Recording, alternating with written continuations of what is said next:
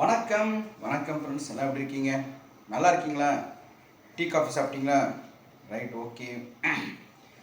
இன்றைக்கி Monday, tension டே. சென்னையில் காலையில் செம்ம டிராஃபிக் ஆகும் இப்போதைக்கு சென்னையில். உங்கள் ஊர்லாம் எப்படி இருக்குன்னு தெரியல. மேக்ஸிமம் வந்து சென்னை லைஃபை ரொம்ப அறக்க பறக்க பரன்னு இருக்கும். ஊரில் இருக்கிறவங்க கிராமத்தில் இருக்கிறவங்க கொஞ்சம் ரிலாக்ஸாக இருப்பாங்க.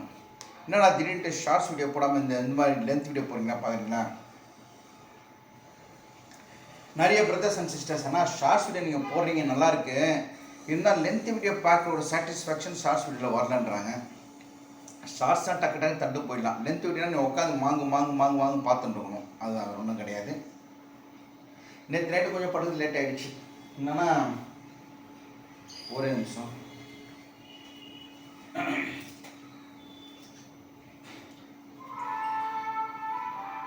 இந்த பேசுகிறப்ப தான் சவுண்ட் வரும்.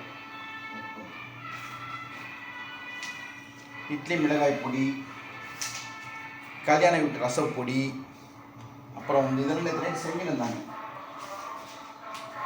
சாம்பார் தூள் இதெல்லாம் செஞ்சுருந்தாங்க. ஸோ நிறைய பாக்கெட் இருக்கு பாருங்க. இன்னைக்கு டெலிவரி எடுத்துன்னு நேரில் கொடுக்கணும். இன்றைக்கி அதை பண்ணி வச்சுருக்காங்க. தேவைப்பட்டால் கரெக்டாக பண்ணி கொடுக்குறோம். சாரி, குப்பையை போட்டுருந்தேன், அது லேட் ஆகிடுச்சு. அது நைட்டு படத்துக்கு லேட் ஆகிடுச்சு. அதாவது ஃபஸ்ட்டெல்லாம் வந்து ரசத்தூள், கல்யாண ரசத்தூள்லாம் நிறைய செஞ்சுருப்போம். 5 கிலோ 6 கிலோ செய்வோம். அப்படி கிடையாது. இப்போல்லாம் ஆர்டர் பண்ணோடனே நைட்டு செய்ய ஆரம்பிச்சிடுவாங்க. நைட்டு ஒரு 11 மணி செய்ய ஆரம்பிச்சிடுவாங்க. அரைச்சி காலையில் வச்சுருவாங்க. பேக் பண்ணிவிட்டு நான் திரும்பிட்டு கொரியர் கொடுத்துட்டு வந்துடுவேன். வாங்கணும். நிறைய பேர் வாங்கியிருக்காங்க. சாம்பார் தூள், ரசத்தூள், முக்கியமாக இப்போதைக்கு லேட்டஸ்ட் நிறைய பேர் என்ன வாங்குறாங்கன்னா கொள்ளு ரசப்பொடி. அதான் நிறைய பேர் கேட்டிருக்காங்க. இறைச்சவனுக்கு எள்ளு, கொழுத்தவனுக்கு கொள்ளு. ஏன்னா நேற்று கூட நான் கொள்ளு ரசம் தான் செஞ்சேன். நேற்று மிளகு ரசம் செஞ்சேன். ஸோ ரசம் தான் இருக்கிறதுலே பெஸ்ட்டு. நேற்று என்ன ஆச்சுன்னா, என் கூட வந்து டான்ஸ் பண்ணுவார் தனுஷ் சரவணன்ட்டு ஒருத்தர் இருக்கார். அவருடைய பொண்ணுக்கு வந்து இன்றைக்கி ஈவினிங் ரிசப்ஷன். மண்டே இன்றைக்கி ஈவினிங் ரிசப்ஷனு. நான் ஏதோ ஒரு ஞாபகத்தில் நேற்று ரிசப்ஷன் சொல்லிவிட்டு கிளம்பிட்டேன். என் பாட்டு தூங்கினது மத்தியானம் ஒரு 1 ஹவர் தூங்குவேன் எப்போவுமே. அதனால உடம்பு இலைக்கலன்னு நினைக்கிறேன். நான் 102லேருந்து இப்போ 91 வந்திருக்கேன். 90லேருந்து 92 1 கிலோ ஜாஸ்தி ஆகிட்டேன். மத்தியானம் தூங்கிடுவேன். கண்டிப்பாக நம்ம மத்தியானம் தூங்கலாம் தலைவலிக்க ஆரம்பிச்சிடும். குறைஞ்சது 1 ஹவர்னாச்சும் படுத்துன்னு தூங்க மாட்டேன். சேரில் உட்காந்து இப்படியே கை கட்டுன்னு தூங்குவேன். நல்லா தூங்கிடுவேன்.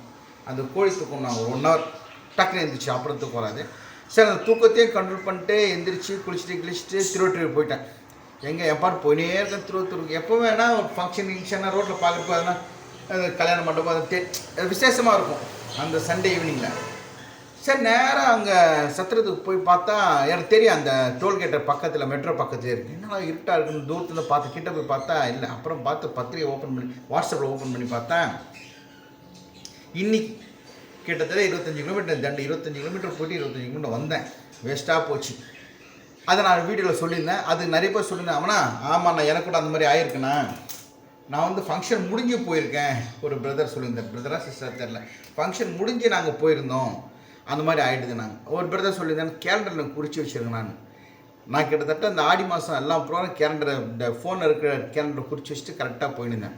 இந்த வாட்டி தான் சரி இவ்வளோ ப்ரோக்ராம் கரெக்டாக போகிற மாதிரி சொல் நம்பிக்கை இல்லை. சரி ஞாபகம் இருக்கும் சொல்லிட்டு ஏதோ ஞாபகத்தெல்லாம் வச்சுட்டு போய் பார்த்தா அவ்வளோ தொலைவு போனது வீணாக போச்சு. போயிட்டு நொந்துட்டேன் நான். சரி என்ன பண்ண சொல் சரி கிளம்பிட்டோம். ராஜா அண்ணாமலை மன்ற வழியாக வந்தேன். அங்கே வந்து ஒரு கச்சேரி போயிருந்துச்சு. PB Srinivasan sir, SP Balasubramanian sir, TM Soundararajan sir, இவங்களுடைய சாங்ஸ் எல்லாம் உள்ளே போயிருந்துச்சு. வெளியே போட்டு பார்த்தேன். சரி ரொம்ப பிடிக்கணும் பழைய பாட்டு, உள்ளே போகலான்னு பார்த்தா டிக்கெட் கேட்டால் 400 500ன்றாங்க. ஏங்க ராஜா அண்ணாமலை மன்றத்தில் நானே ப்ரோக்ராம் பண்ணியிருக்கேங்க. நம்ம கூட வரவங்களுக்கு நான் ஃப்ரீயாக கூப்பிட்டு போவேன். காலியாக இருக்குது, யாருமே இல்லை. நான் அந்த வண்டி நிறைய நிற்கும், கார் நிறைய நிற்கும். ஒரு ப்ரோக்ராமில் எங்கள் ப்ரோக்ராம்லாம் டூலர்ஸ் நிறைய நிற்கும், கார்லாம் நிற்கும், காலியாக இருந்துச்சு. நான் சொல்கிறேன் சார் ஃப்ரீயாக தானே சார் இருக்குது, கேட்கே சொல்லணுமா? அதெல்லாம் இல்லை, 400 500 டிக்கெட். நம்ம 400 500 டிக்கெட் வாங்குற மாதிரி தான் கட்டினோம். 100 டிக்கெட்டு.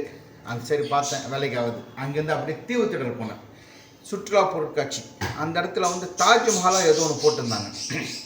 சரி நான் உள்ளே என்ட்ரன்ஸ் போனோடனே 50 ரூபா. நாங்கள் பார்க்கிங் டூலர் நாங்கள் டூலர் 50 ரூபா, கார் தான் 50 ரூபா வாங்குங்க, டூலர்னா 50 ரூபா தாங்க கொடுங்க. நாங்கள் சரி ஒழிஞ்சு போட்ட சொல்ல 50 ரூபா கொடுத்துட்டு நேராக உள்ளே போயிட்டேன்.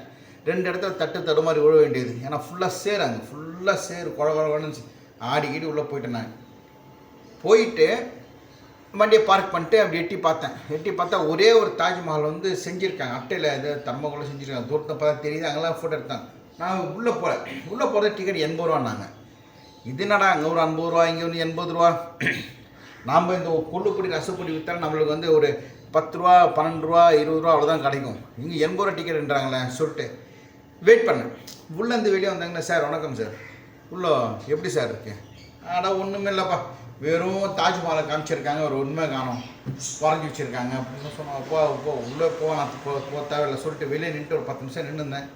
அங்கே 2 பேர் சப்ஸ்கிரைபர் கிட்ட பேசினாங்க. வாங்க நான் உள்ளே போகிறீங்களா, துப்ப போகிறேன்பான்ட்டேன். அவங்க கூட இல்லைன்னா தப்பாக போய்டும் சார். அவங்க போகிறப்போ கொண்டுட்டு கிளம்பிட்டேன். நேராக வீட்டுக்கு வந்தேன். பசி, சரியான பசி. என்ன பண்ணேன், நேற்று மத்தியானம் வந்து நான் வந்து 2 வெங்காயம், 2 தக்காளி, 2 பச்சை மிளகாய் போட்டு பிரியாணி பண்ணியிருந்தேன். அது கொஞ்சம் மிச்சம் இருந்துச்சு. அது கொஞ்சம் மிளகு ரசம் போட்டு சாப்பிட்டு தூங்கிட்டேன். நைட்டு சாப்பிடக்கூடாதுன்னு நினைக்கிறேன். நிறைய பேர் சொல்லிக்கிறாங்க நம்ம டயட் கண்ட்ரோல் இருக்கணும், நைட்டை 6 மணி மேலே சாப்பிடாதீங்கன்ட்டு. கொஞ்ச நாள் நான் இருந்தேன், 7 மணி மேலே சாப்பிடுவேன்ட்டு கொஞ்ச நாள் இருந்தேன். அப்புறம் என்ன ஆச்சுன்னா, நல்லா மதியம் நல்லா சாப்பிட்டு சாயங்காலம் கண்ட்ரோல் பண்ணிட்டேன். நைட்டு ஒரு 10-11 மணிக்கு என்னால் தாங்க முடியாத அளவுக்கு பசி வந்துடுது. என்னால் கண்ட்ரோல் பண்ண முடியல. நிறைய பேர் டயட் இருக்குங்களாம் 7 மணிக்கு மேலே சாப்பிடக்கூடாதுன்னாங்க. சரி 7 மணி நான் சாப்பிட்டா கூட நைட்டு 11 மணிக்கெல்லாம் பசி பயங்கரம் எடுக்க ஆரம்பிச்சு. வயசாகிடுச்சு இல்லையா, இப்போ எனக்கு 55 மணிக்கு 56 வயசு ஆகுது. கையெல்லாம் நடுங்க ஆரம்பிச்சு, தலைவலிக்க ஆரம்பிச்சிடுது. அதனாலே ஒரு 8-9 மணிக்கு சாப்பிட்றது.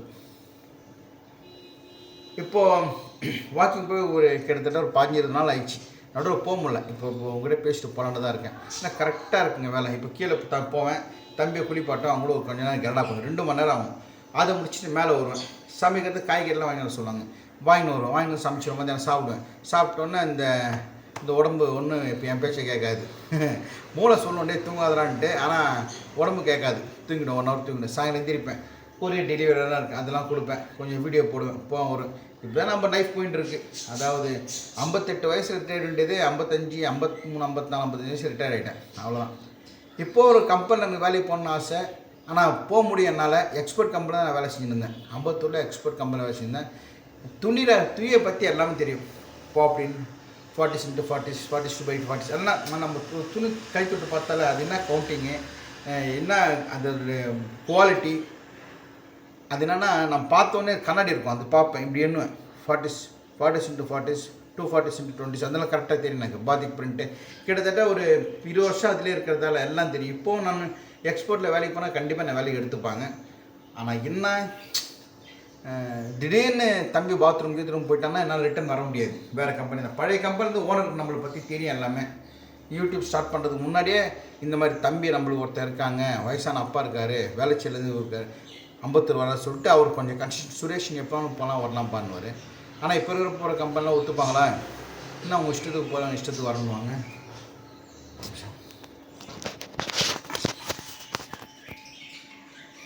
இன்னைக்கு காலையில் வெளிச்சுமா சூரியன் தான் அடிக்குது.